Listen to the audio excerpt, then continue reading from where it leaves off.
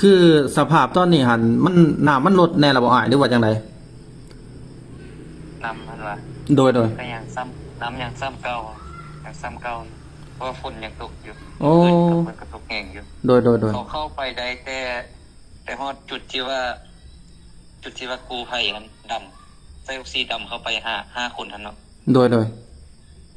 แล้วเขาไปฮอดแต่บ่อนนั้นไปฮอดบ่อนนั้นจุดทันละเขาหันได้เขากลับคืนเพราะว่าเขาบ่ฮู้ใส่ออกซิเด้แล้วก็เขาเลยได้กลับคืนมาคือมันดำน้มันอันตรายเนาะำนั่นแหละอ๋อเพราะว่าเห็นอ้ายอยู่ในเหตุการณ์ก็ได้อยากฮู้ความคืบหน้าเพื่อว่าน้ำมันลดแน่หรือว่าฝนฟ้าอากาศมันเริ่มดีขึ้นจังซี่นะก็เป็นห่วงหั่นแหละ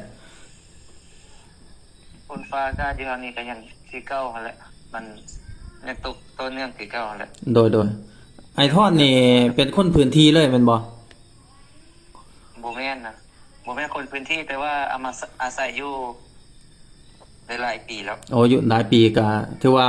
คุ้นเคยเนาะคุ้นเคยกับสถานที่นั่นนั่นล่ะคุ้นเคยแล้วก็ฮู้หลายบ่อนแล้วฮู้จักฮู้หลายบ้านฮู้จักผู้จักคนแล้วเนาะโดยนั่นแหละเพมราะช่วงปีกายนี่ก็ได้ไปอยู่หั่นดิโดยอยู่บ้านอาศัยก็สองเดือนอ๋อโอ้ยเนาะจักสิว่าจังไดก็เห็นใจเนาะอ้ายเนาะเห็นใจครอบครัวทั้งสองครอบครัวเนาะอ้ายนั่นแหละชีวิตคนเฮา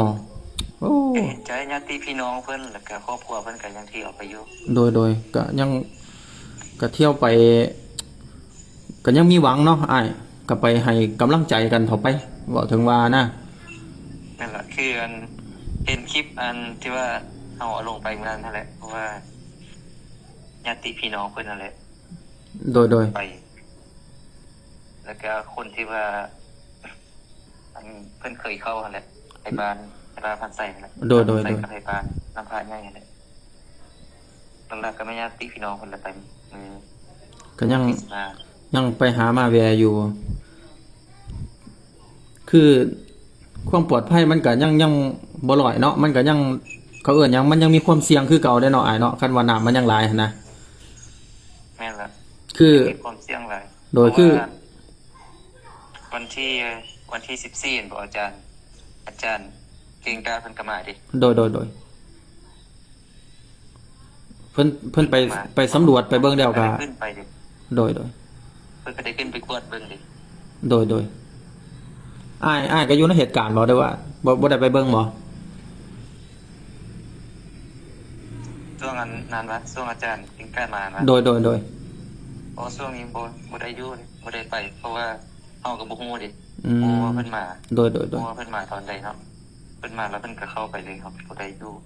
เฮาบ่ได้อยู่บ้านเท่านี้เฮาก็อยู่บ้านอื่นนะอ๋อโดยแต่ว่าติดกันหมู่หม้อนี่แหละเพราะว่าเห็นอ้ายอัปเดตสถานการณ์ให้เบิ่งอยู่เรื่อยๆข้อยก็ติดตามด้วยความเป็นห่วงนั่นน่ะก็บ่แม่นแต่ข้อยดอกก็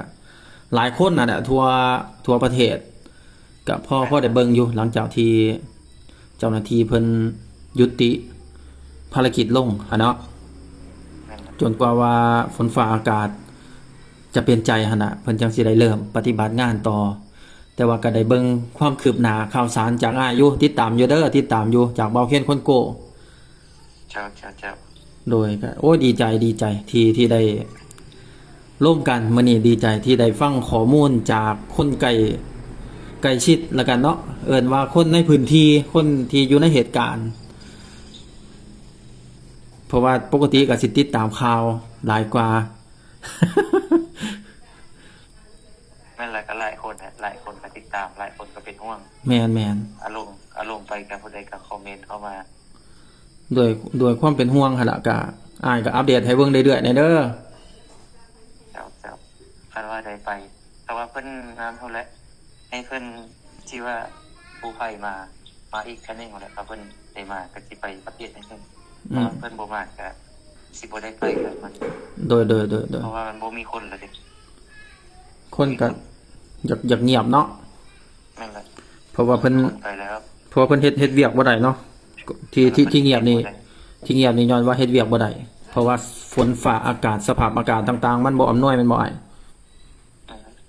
มันน้ำลายเดี๋ยวนี้มันก็น้ำลายซ้ำเก่าแหละน้ำมันก็บ่สู้รสดอกโดยฝนตกมันแต่ว่าเกือบทุกมื้อนะบ้าก็บ่ มือเดียวยังมาบ่ายก็ได้ โอ้แบบนี้เนาะมันก็ยากแด้คำว่าฝนแนวนี้ฝนจังได๋เนาะจังว่าบ่หยุดให้จักอาทิตย์หนึงเนาะถ้าว่าฝนหยุดจักอาทิตย์นี่มีโอกาสได้เนาะอ้ายเนาะมีโอกาสที่จะสูบน้ำออกทันนะ นั่นแหละ